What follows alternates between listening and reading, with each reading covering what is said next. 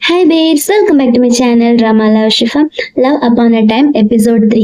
First சீன்ல ஏதோ ஒரு ஃபிளாஷ்பேக் காட்டுறாங்க போல. ஏன்னா எல்லாமே பிளாக் அண்ட் ஒயிட்ல இருக்கிற மாதிரி இருக்கு. அது பார்க்கிறதுக்கு ஒரு கோட் மாதிரி இருக்கு.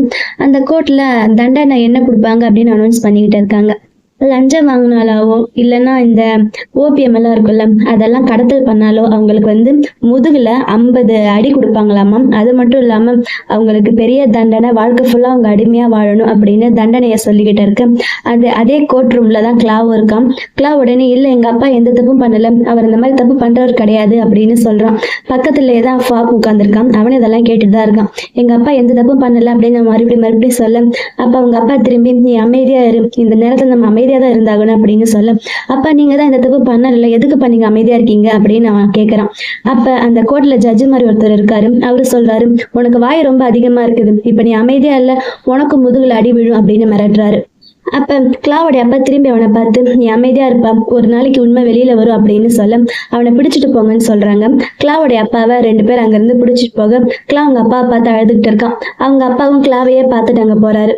இதெல்லாம் இப்ப நக்குனுக்கு வந்த கனவு. அவன் அந்த கெட்ட கனவை கண்டு கத்திக்கிட்டே எந்திரிக்கிறான். அவன் பக்கத்துல ஏதாவது சுவாவும் இருக்கான்.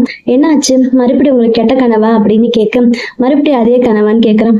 ஆமா அப்படின்னுட்டு கிளாவுடைய அப்பா ஏதாச்சும் தப்பு பண்ணியிருக்காரா அப்படின்னு சொல்ல, கிளாவுடைய அப்பாவா அப்படின்னு அவங்க கேட்கறான். ஆமா என்னுடைய அப்பா தான் அப்படின்னுட்டு, அவர் என்ன தப்பு பண்ணாரு அப்படின்னு கேட்க, உங்க அப்பா மறுபடியும் உங்க கனவுல வந்தாரா அப்படின்னு சுவா கேட்கறான்.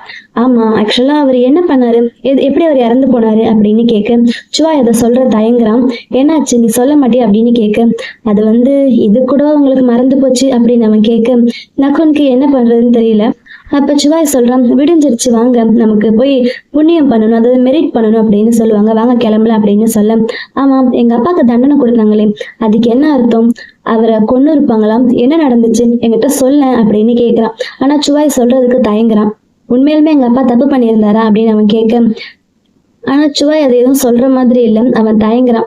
ஆக்சுவலா உங்க அப்பா இறக்கும்போது என்கிட்ட தான் உங்களை கொடுத்துட்டு போனாரு, உங்களை பத்திரமா பாத்துக்க சொல்லி அப்படின்னுட்டு, வாங்க கிளம்பலாம் நான் போய் உங்களுக்காக தண்ணி ரெடி பண்றேன் அப்படின்னுட்டு அவன் வெளியில போயிடுறான். நக்குனுக்கு என்னடா இவன் எதுவுமே சொல்ல மாட்டானே அப்படின்னு கடுப்பா இருக்குது.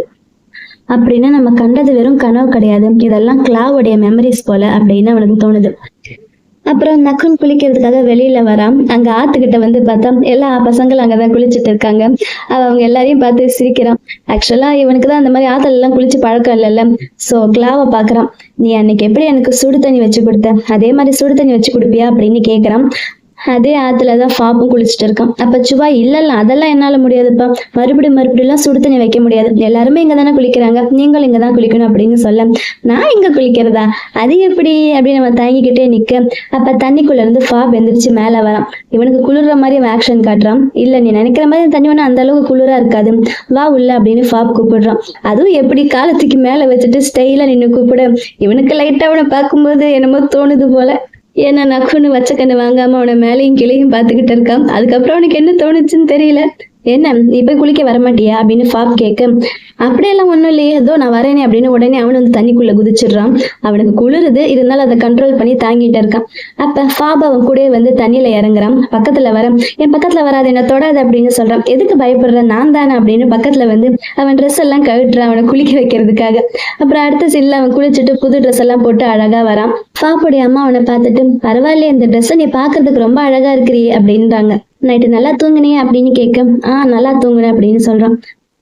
அப்புறம் ஃபாபுடைய அம்மா சொல்றாங்க, சுவாய் நீ என்ன அவனுக்கு சரியா ட்ரெஸ் பண்ணி விடலையா, அங்க பாரு அப்படின்னு சொல்ல உடனே சுவாய் பக்கத்துல அவனுக்கு ட்ரெஸ் சரி பண்ணி விடுறாங்க. அப்புறம் இப்ப இவங்க எங்கேயோ வெளியில போறதுக்கு ரெடி ஆகுறாங்க போல, அதுக்காக போட் ரெடி பண்ண சொல்றாங்க. போன எபிசோட்ல ஒரு பையன் வந்தால, அவன் கூட இந்த சுவாயை பார்த்து ஒரு மாதிரி சிரிச்சுக்கிட்டே இருந்தானே, அவன் இங்க வரான் இவனுக்கு ஹெல்ப் பண்றதுக்காக. அந்த பையன் பேர் காங்கு. சுவாய் அவன் கூட ஒர்க் பண்றதுக்கு அந்த பக்கம் போயிடுறான். அப்ப ஃபாபே பக்கத்துல உன் ட்ரெஸ் டைட்டா இருக்கா, இதை நான் அட்ஜஸ்ட் பண்ணி விடுறேன் அப்படின்னு டச் பண்ண, இல்லையே டைட்டாலாம் இல்லையே அப்படின்னு உடனே அவன் சமாளிக்கிறான். ஆக்சுவலா எங்க காலத்துல டைட்டுனா நல்லா இருக்குன்றது தான் டைட்டுன்னு சொல்லுவாங்க, அதை நீங்க தப்பா புரிஞ்சுக்கிட்டீங்க போல அப்படின்னு சொல்றான். அப்படியா விஷயம் அப்படின்னு அந்த ஆன்ட்டியும் தலையாட்டுறாங்க. அப்புறம் ஆன்ட்டி கிளம்புறதுக்கு போயிடுறாங்க. ஆனா ஃபாப் மட்டும் இவனே வச்ச கண்ணு வாங்காம பாத்துக்கிட்டு இருக்கான். அவன் சொன்ன மாதிரி என்ன கிளம்பலாமா டைட்டா அப்படின்னு அவன் சொன்னதை கிண்டல் பண்ணி காட்டுறான். அப்புறம் அவங்க கோயிலுக்கு கிளம்புறாங்க. இவங்க பெரிய ஃபேமிலி இல்ல, சோ இவங்க எல்லாருமே ஒன்னா போயிட்டு இருக்காங்க. ஆன்ட்டி பின்னாடி ஃபாபும் கூட கிளாவும் நடந்து போயிட்டு இருக்கான். ஆக்சுவலா இவன் கிளா கிடையாது, இவன் நக்குன்னு. அப்ப அந்த இடத்தெல்லாம் இப்பதான் ஃபர்ஸ்ட் டைம் பாக்குற மாதிரி நக்குன் சுத்தி சுத்தி பாக்குறான். என்ன பாக்குற அப்படின்னு கேட்க, ஒண்ணும் இல்ல, இந்த இடம் பாக்குறதுக்கு ரொம்ப அழகா இருக்குது, உண்மையாலுமே ரொம்ப அழகா இருக்கு அப்படின்னு சொல்ல, நீ கூடிய சீக்கிரம் பாரு, உனக்கு பழைய ஞாபகம் எல்லாம் வந்துரும் அப்படின்னு ஆன்ட்டி சொல்றாங்க.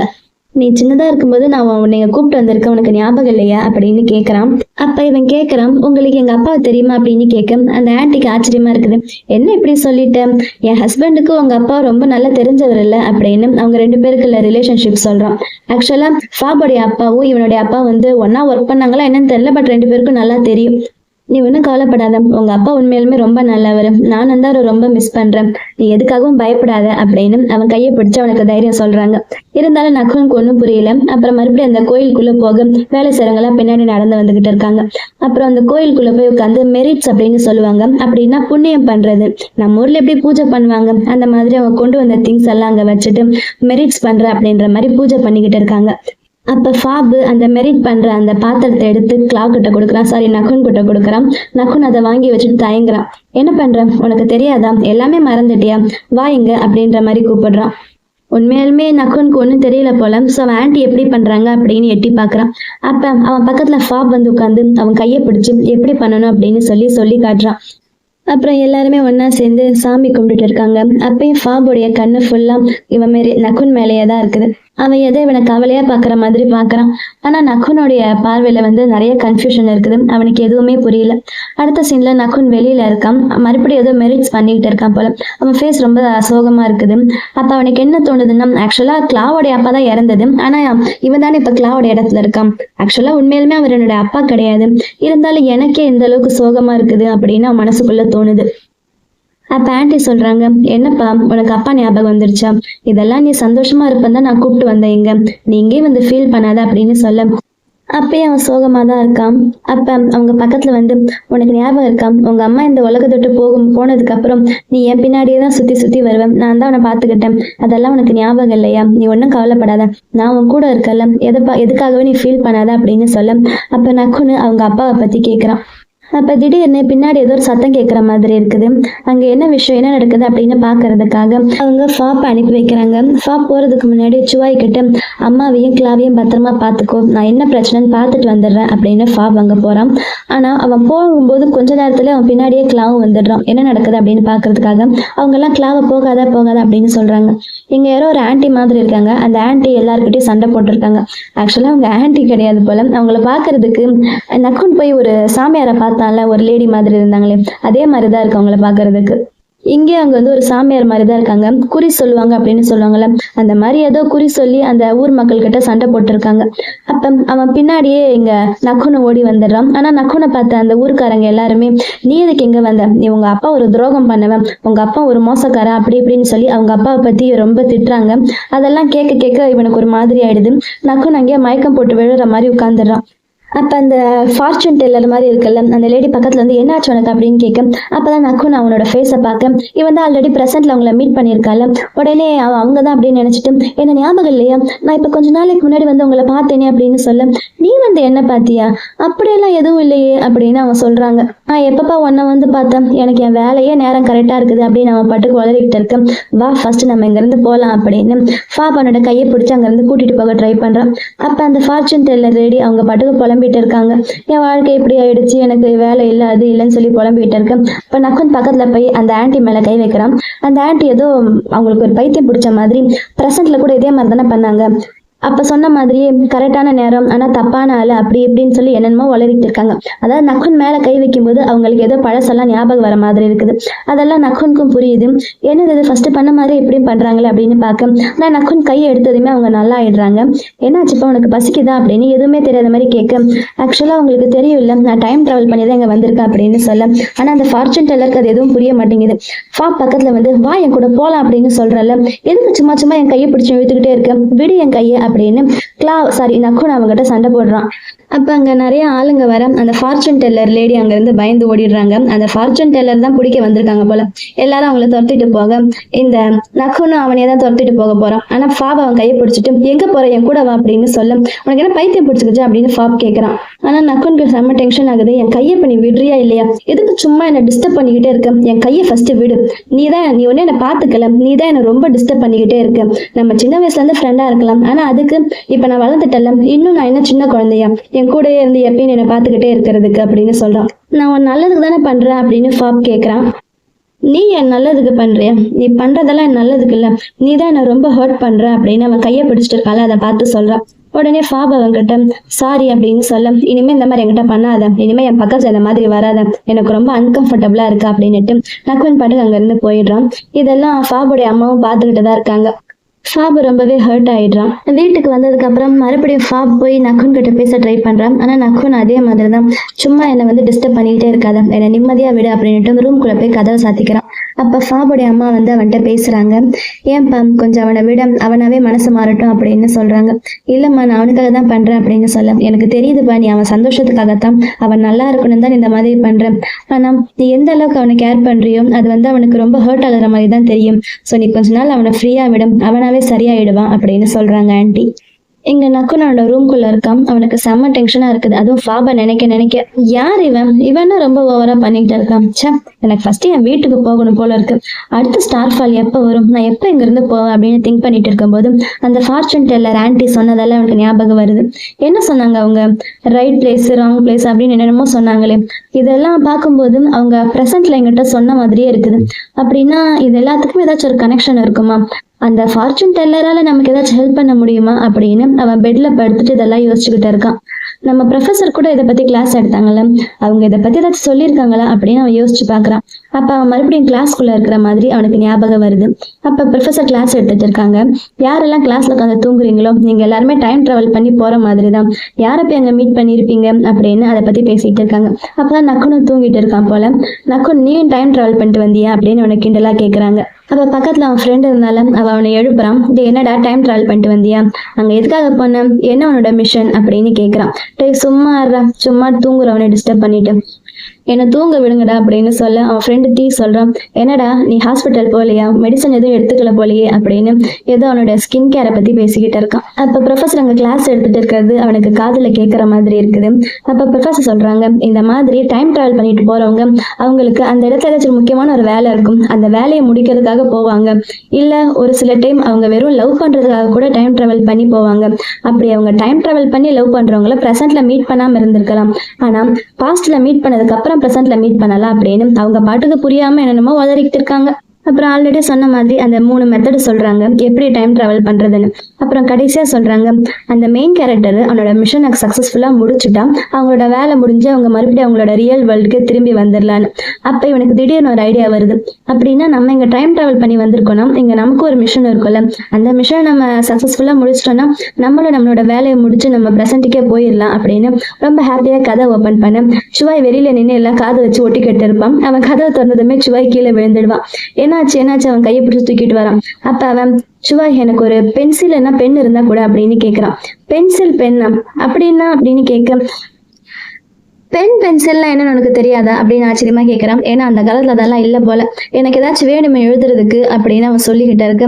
சுவாக்கு ஒண்ணுமே புரியல. இதெல்லாம் தூரத்துல இருந்து ஃபாப் பார்த்துக்கிட்டு தான் இருக்கான். ஆனா ஃபாப் தான் அவனை பக்கத்துல வர வேணாம்னு சொல்லிட்டான்ல, நக்குன் சொன்னதால ஃபாப் அங்கேயே உட்காந்துட்டு இருக்கான். அப்ப ஃபாபோடைய ஒர்க் பண்றவன் தான் அந்த காங் போல, அவன் அங்க உட்காந்து இவங்களதான் பாத்துக்கிட்டு இருக்கான். எனக்கு என்னவோ காங்குக்கு சுவாய் மேல ஏதோ லவ் இருக்குமோ இல்ல ஒன் சைடா இருக்குன்னு டவுட்டா இருக்குது. ஏன்னா அவன் எப்பயுமே சுவாயை சிரிச்சுக்கிட்டே பாக்குறான். ஆனா ஆல்ரெடி சுவாய்க்கு இங்க ஒரு பொண்ணு ஆள் இருக்குது. ஸோ என்ன நடக்கும்னு தெரியல. அதுக்கப்புறம் அவன் எழுதுறதுக்கு ஏதாச்சும் வேணும்னு சொன்னால, அந்த காலத்துல எல்லாம் அந்த ரக்கையை வச்சு எழுதுவாங்கல்ல, அந்த மாதிரி ஒரு செட்டப் இருக்குது. அங்க காங்கும் சுவாயும் சேர்ந்து அவனை கூப்பிட்டு வராங்க. என்ன எழுதணுமோ இதை வச்சு எழுதுங்க அப்படின்னு சொல்ல நக்குனுக்கு இதெல்லாம் ரொம்ப ஆச்சரியமா இருக்குது. அதே நேரத்துல ரொம்ப எக்ஸைட்மெண்டாவும் இருக்குது, இதெல்லாம் யூஸ் பண்ணதே இல்லையே அப்படின்னு. அப்புறம் காங்கு ஒரு பென் எடுத்து அதை வச்சு எப்படி எழுதணும் அப்படின்னு நக்குனுக்கு சொல்லி கொடுக்க நக்குனும் உடனே அதை எடுத்து ட்ரை பண்றான். அப்ப அவன் ஆக்சுவலா இங்க எல்லாருமே அவன் வேற ஊர்ல இருந்து வந்திருக்கிறதான்னு நினைச்சிட்டு இருக்காங்க. ஸோ அடிக்கடி பிரசன்ட்டை பத்தி சொல்லும் போதெல்லாம் அந்த ஊர்ல அப்படி அப்படின்ற மாதிரி அந்த ஊரை வச்சு சொல்றான். அந்த ஊர்ல எல்லாம் பேனால தானா இங்கு வரும் தெரியுமா, இந்த மாதிரி இங்குல தொட்டி தொட்டி எழுத வேணாம் அப்படின்னு சொல்ல. அப்ப அந்த காங் இருக்கான்ல, நானும் உங்க கூட அந்த ஊருக்கு வரணும் ஆசையா இருக்கு அப்படின்னு சொல்ல. அதுக்கு சுவாய் சொல்றான், ஐயோ நீ ஃபர்ஸ்ட் போப்பா, நீ திரும்ப வரவே வராது அப்படின்னு கிண்டலா சொல்றான். அப்படியே அவங்க 2 பேரும் சண்டை போட்டு அங்க இருந்து போயிடுறாங்க. அப்ப நக்குன்னு இங்கிலீஷ்ல ஏதோ பேப்பர்ல எழுதிக்கிட்டு இருக்கான்.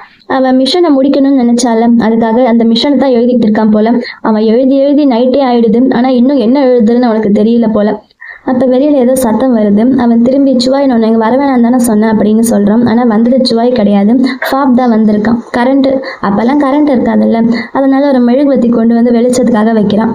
கூட அவன் கையில என்னென்னமோ கொண்டு வந்திருக்கான். அதை பார்த்து நக்குன்னு சொல்றான், நீ என்ன கட்டாயப்படுத்தி சாப்பிட சொல்ல வந்திருக்கியா? நான் சாப்பிட மாட்டேன் அப்படின்னு சொல்ல. இல்ல, இந்த ஆரஞ்சு உனக்காக நான் சைனால இருந்து வர வச்சது, கொஞ்சமாச்சும் சாப்பிடு அப்படின்னு சொல்ல.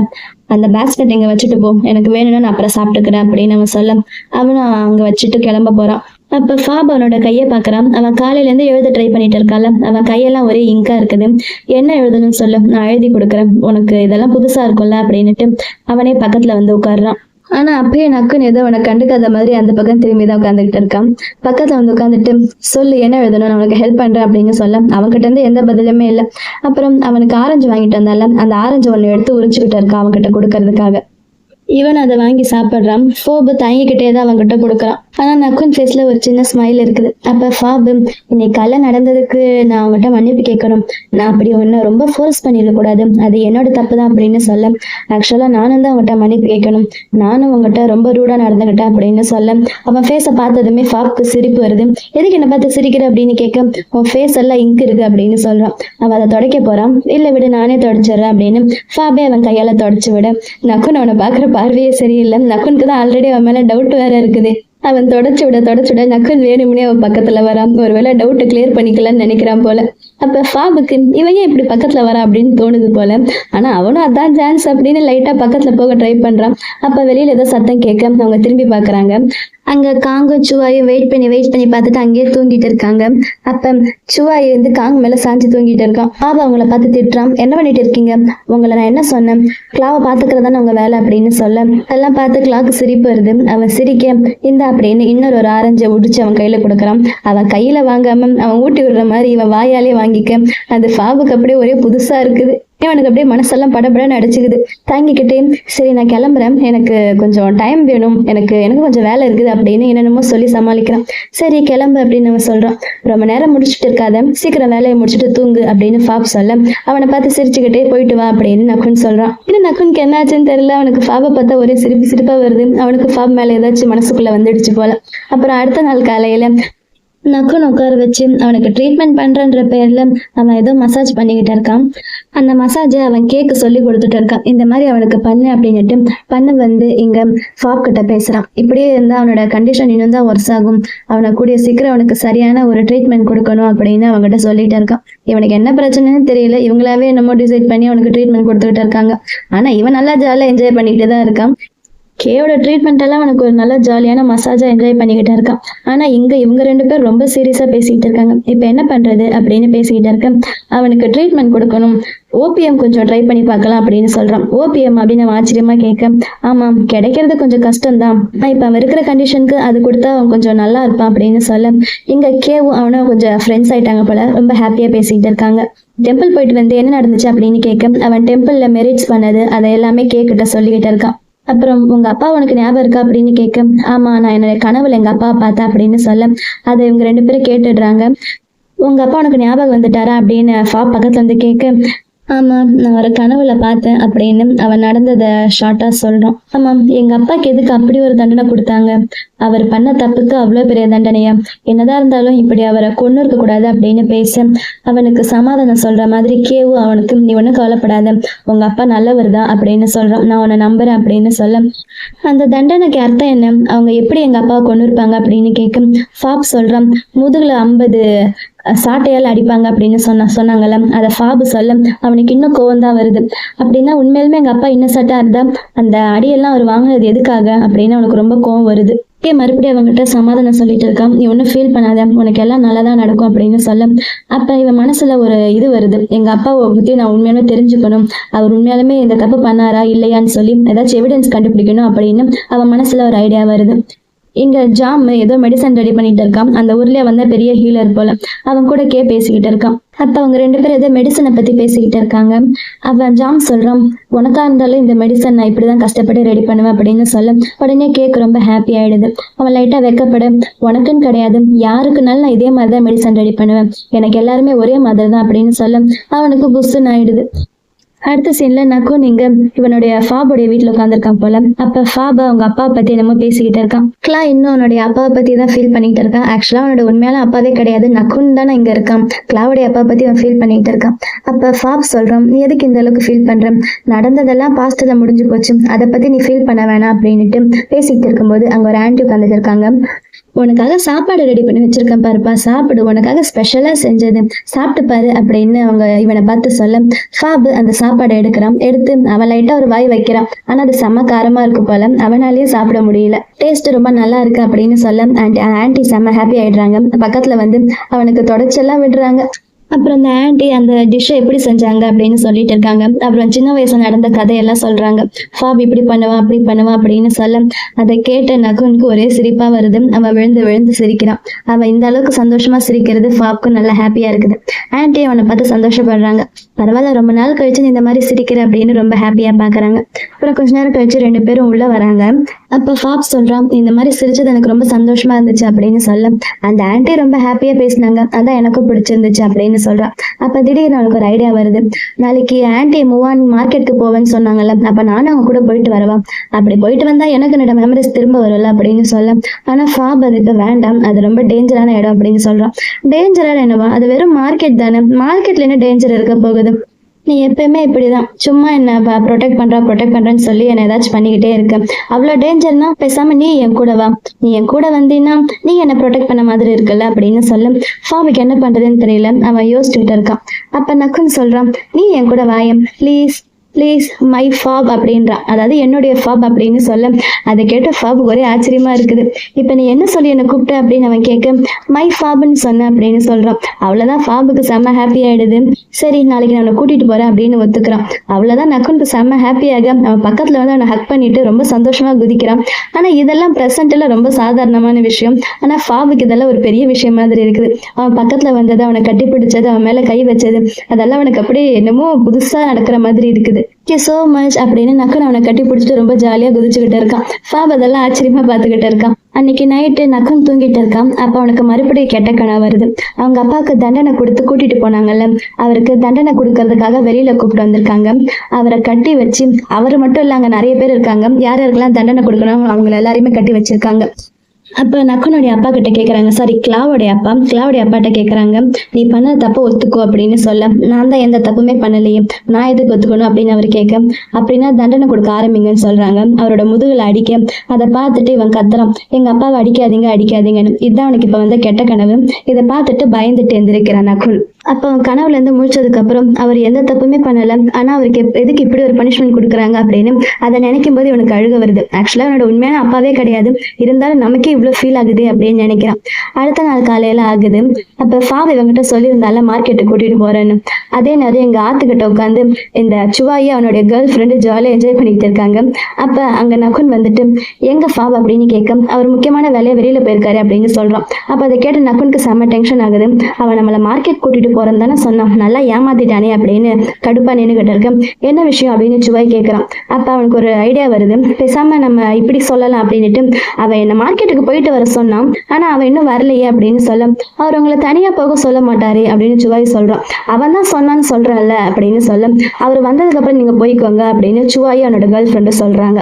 இல்ல அவன் வரதுக்கு ரொம்ப லேட் ஆகும், நான் இப்பவே போறேன் அப்படின்னு சொல்ல சரி நானும் உங்க கூட வரேன் அப்படின்னு சுவாயும் கூட வரேன்னு ஒத்துக்கிறான். அவங்க ஆத்துல போயிட்டு இருக்காங்க. சுவாய் தான் அந்த போட்டை இது பண்ணிட்டு இருக்கான், அது என்ன சொல்லுவாங்க, ஓட்டிக்கிட்டு இருக்கான்.